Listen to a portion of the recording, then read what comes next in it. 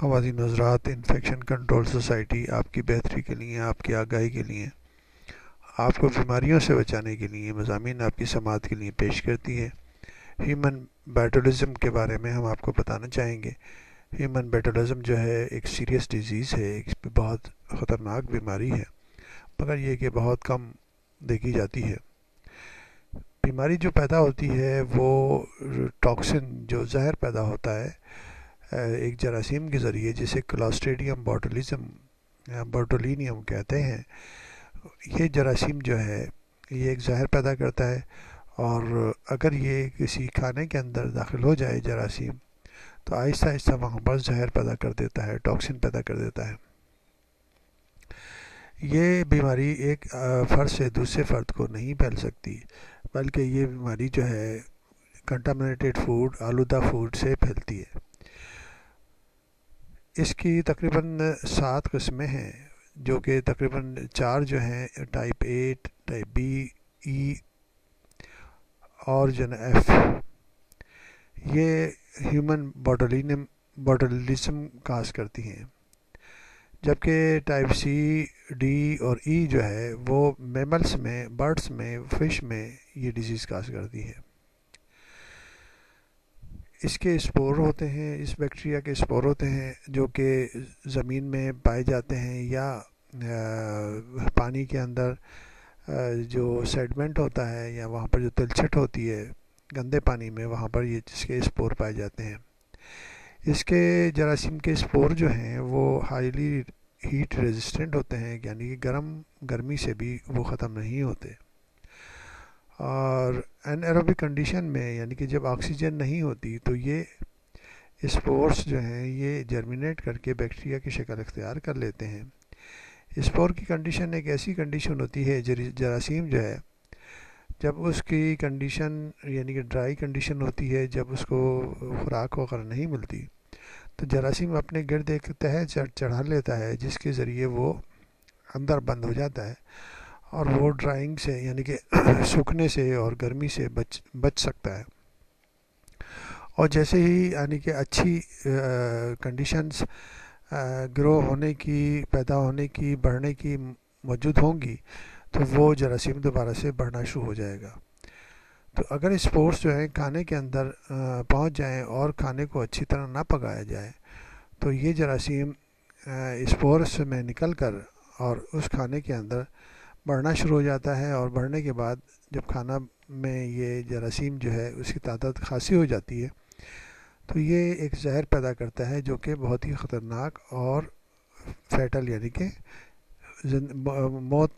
موت بھی، یعنی کہ جس میں اس کا انفیکشن ہوگا، جو اس کو استعمال کرے گا اس کی موت بھی واقع ہو سکتی ہے۔ بوٹولزم جو ہے اس کو خاص طور پر کھانے کے ذریعے ہی جو زہر پھیلتا ہے اس کے ذریعے ہی یعنی کہ انفیکشن کاز ہوتا ہے۔ انفیکشن کیا ہوتا ہے بلکہ زہر خوانی ہے، آلودگی، فوڈ پوائزنگ جسے کہہ لیں آپ، فوڈ پوائزنگ بھی کہہ سکتے ہیں اس کو، کیونکہ زہر اس میں کھانے میں پیدا ہو چکا ہوتا ہے۔ تو وہ زہر جو ہے کس طرح یعنی کہ جسم پہ اثر کرتا ہے، اس کی علامتیں ہم آپ کو بتائیں گے کہ اس کی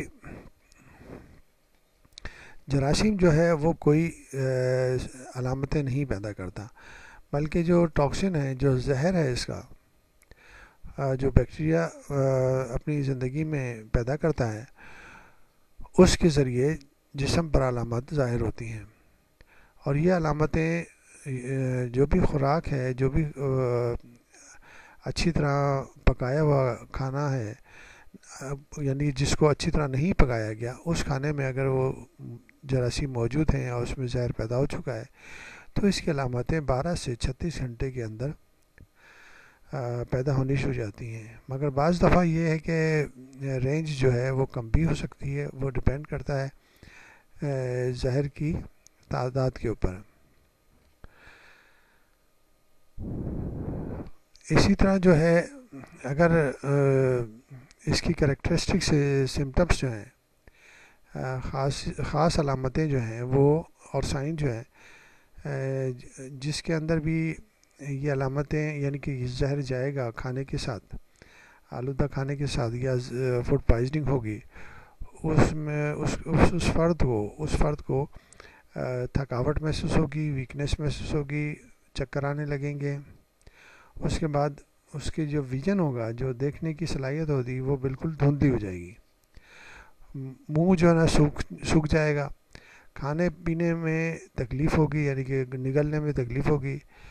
بعض دفعہ الٹی بھی ہو سکتے ہیں، دست بھی ہو سکتے ہیں، اور بعض دفعہ کانسٹیپیشن بھی ہو سکتا ہے. اور بعض اوقات میں پیٹ پھول جاتا ہے. اگر وہ بیماری آگے بڑھے گی تو ویکنیس جو ہے گردن اور کندھوں میں خاص طور پر نظر آئے گی. اور سانس لینے کے مسلس جو ہیں، اگر سانس لینے کے مسلس جو ہیں، جو سینے کے مسلس ہیں یا جو عضلات ہیں، وہ اگر افیکٹڈ ہو جائیں گے تو پیرالیسس ہو جائے گا، یعنی کہ اس کا سانس لینے کا عمل رک سکتا ہے. شروع میں سانس لینے کے عمل میں تکلیف ہوگی، اور جیسے جیسے زہر کے علامتیں زیادہ ہوں گی تو آہستہ آہستہ سانس کی لینے میں رکاوٹ پیدا ہوگی، اور اس کے بعد سانس لینا بند ہو جائے گا، اور اس فرد کی موت بھی واقع ہو سکتی ہے. اب ان کیسز کے اندر جو ہے علاج کیا کیا جاتا ہے؟ اس کے لیے ضروری ہے کہ اینٹی ٹاکسنس جو ہیں، اس بیماری کے اینٹی ٹاکسن جو ہیں وہ دیے جاتے ہیں، جس کے ذریعے جو ٹاکسن جو ہے وہ نیوٹرلائز ہو کر اور اس کو زہر کو ختم کر دیتا ہے.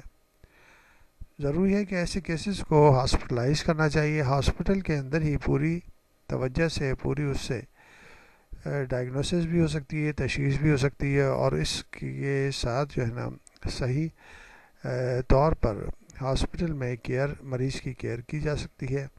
اور ہاسپٹل میں ہی انٹینسیو کیئر میں ہر قسم کے آلات اور وہ ذرائع ہوتے ہیں جن کے ذریعے سے اس مرض کا علاج ہو سکتا ہے.